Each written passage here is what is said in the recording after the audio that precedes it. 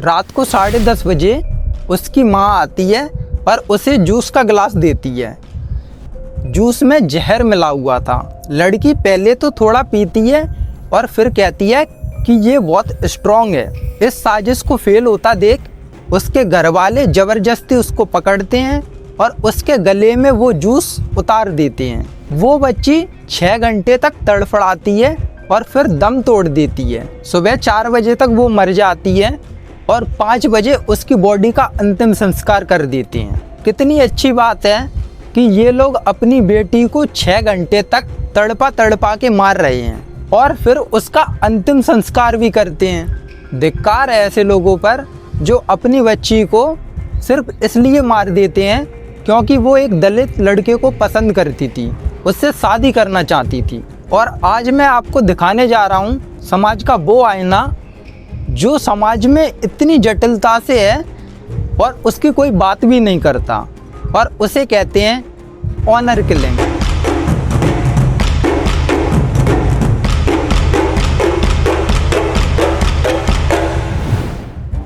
ये क्या होता है? इसका क्या मतलब होता है? क्या ये ह्यूमन राइट्स के खिलाफ है? ये भारत में इतना प्रचलित क्यों है? इसके पीछे क्या क्या कारण है? इसके पीछे क्या क्या जस्टिफिकेशन दिए जाते हैं? क्या ये अपर कास्ट की प्रथा है और ये इंडिया में कैसे बंद करी जा सकती है? आइए जानते हैं। सबसे पहली बात कि हाँ, ये मानव अधिकारों के खिलाफ है और ये बेसिक ह्यूमन राइट्स का वायलेशन करती है, क्योंकि हमारे संविधान का आर्टिकल 21 हमें जीवन जीने का अधिकार देता है और जीवन जीने के लिए एक साथी की ज़रूरत होती है और उस साथी को चुनने का अधिकार भी देता है। ऑनर किलिंग में उसके परिवार के द्वारा उसको मार दिया जाता है और इसके पीछे जस्टिफिकेशन क्या दी जाती है कि उसने परिवार के so called religion, caste, community, class, status को फॉलो नहीं किया है, मतलब पालन नहीं किया है और उनका अपमान किया है। स्टैटिस्टिक्स दिखाते हैं कि women are generally more prone to honour killing, मतलब औरतों को सबसे ज़्यादा ऑनर किलिंग के नाम पे प्रताड़ित किया जाता है। इंटरकास्ट और inter religious marriage, sex outside marriage, homosexual orientation और भी बहुत कुछ इसके बड़े बड़े कारण हैं।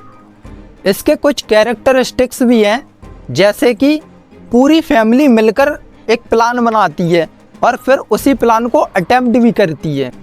अगर ये अपने ही बच्चों को मार रहे हैं जस्ट बिकॉज कि इनका बच्चा किसी अदर कम्युनिटी, कास्ट, रिलीजियस और स्टेटस वाले को पसंद करता है, तो इन पर कोई कम्युनिटी कलंक भी नहीं लगाती। उल्टा ये घटिया समाज उन घटिया लोगों के इस घटिया कारनामे को एक बहादुरी बताते हैं, ये कहकर कि इसने कास्ट बचा ली। और ऑनर किलिंग का सबसे ज़्यादा यूज़ औरतों के व्यवहार को कंट्रोल करने में किया जाता है। ज़्यादातर इसे ऐसे रिपोर्ट किया जाता है जैसे कि ये एक सुसाइड था या फिर एक एक्सीडेंट, ताकि ये पता ना लगाया जा सके कि असल में मर्डर हुआ कैसे। ये बहुत प्रकार से किया जाता है, जैसे कि जहर दे के मार देते हैं, इतना मारते हैं कि मार मार के उसको मार देते हैं। इमोलेशन कर दिया जाता है, यानी कि बलिदान दे दिया जाता है। लड़की का फोर्स सुसाइड कर दिया जाता है ताकि ये लगे कि उसने आत्महत्या की थी। ऑनर किलिंग परिवार में सबसे छोटे बच्चों से कराया जाता है ताकि कानूनी प्रक्रिया का सहारा लेके बचा जा सके। ये भारत में कोई नई बात नहीं है, बल्कि बहुत पुरानी है।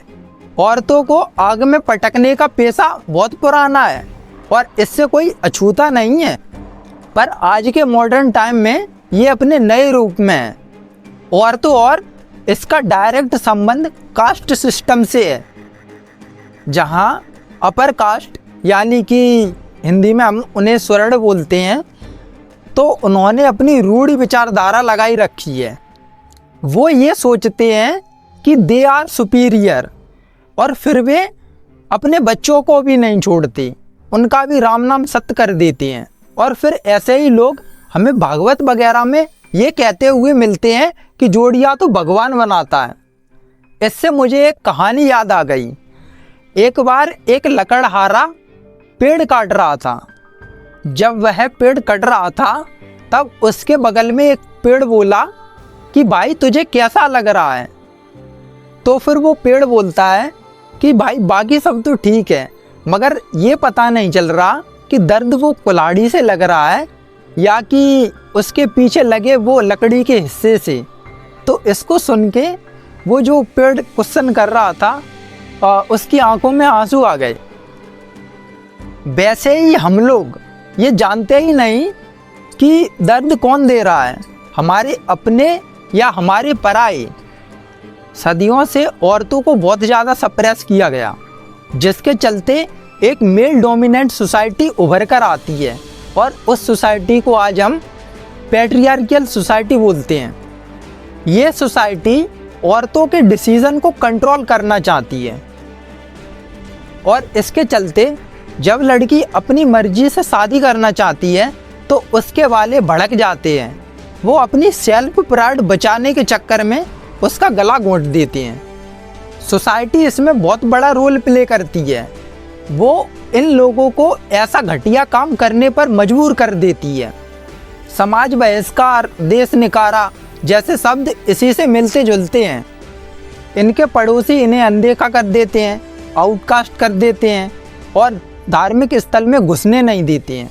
और अंत में ये लोग ऐसे कदम उठा लेते हैं जिससे इन्हें समाज में दोबारा जगह मिल सके।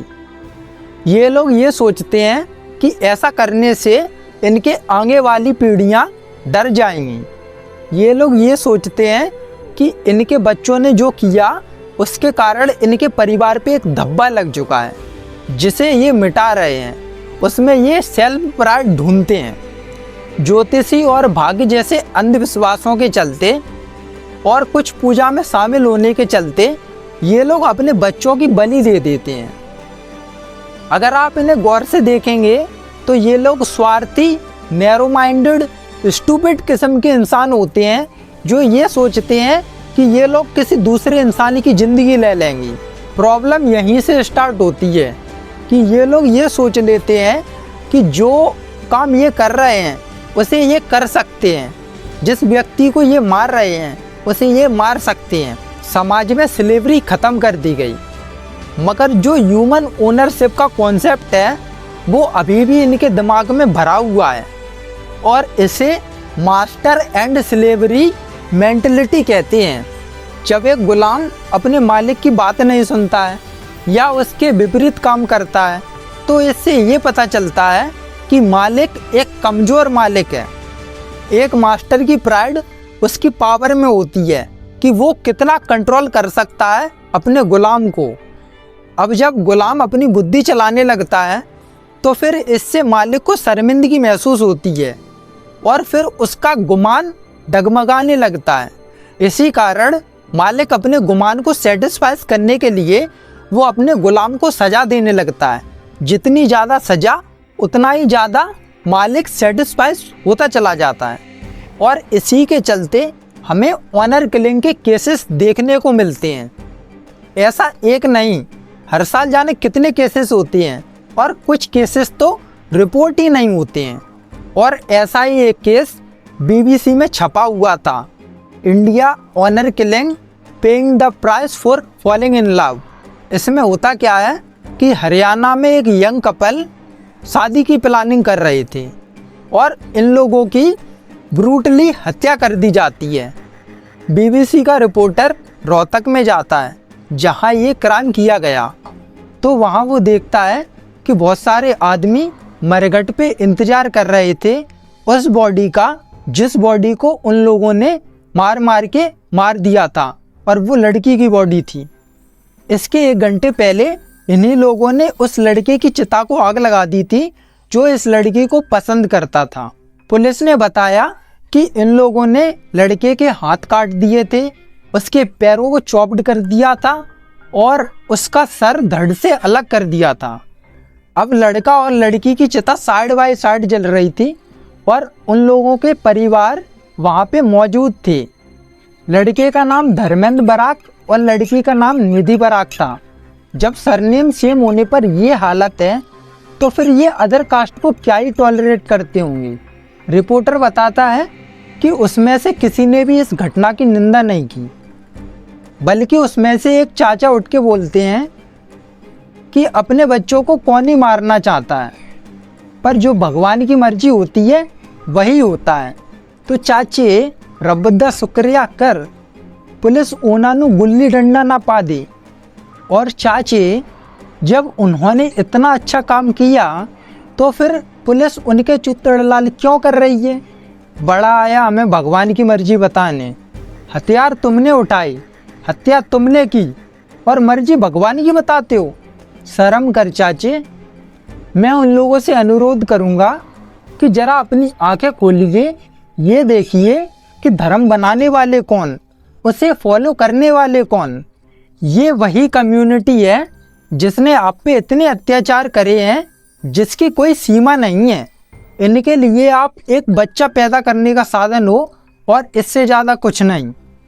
ये लोग आपको मानव अधिकारों से वंचित रखते आए हैं। ये समाज के काले कारनामे हैं। अगर लड़की घर से बाहर जाए तो बच्चलन, और उसी के साथ किसी ने गलत काम कर दिया तो भी उसी की गलती। हम इस बीमारी को ख़त्म कर सकते हैं अगर हम साइंटिफिक टेम्परामेंट को बढ़ावा दें, लोगों को इंडिविजुअल राइट्स के बारे में बताएं। कहने को तो हम एक लार्जेस्ट डेमोक्रेसी हैं, पर ये डेमोक्रेसी बस नेशनल इलेक्शन और कॉरपोरेट इलेक्शन तक ही सीमित है। यहाँ इक्वालिटी का कॉन्सेप्ट उतना ही एलियन लगता है जैसे स्पेस में एलियन।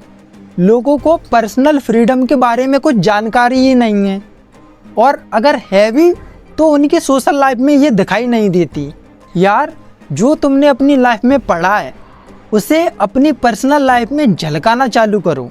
हमें एक ऑब्सेशन ख़त्म करना पड़ेगा कि we are the best country, best people, best community, best culture, best cast.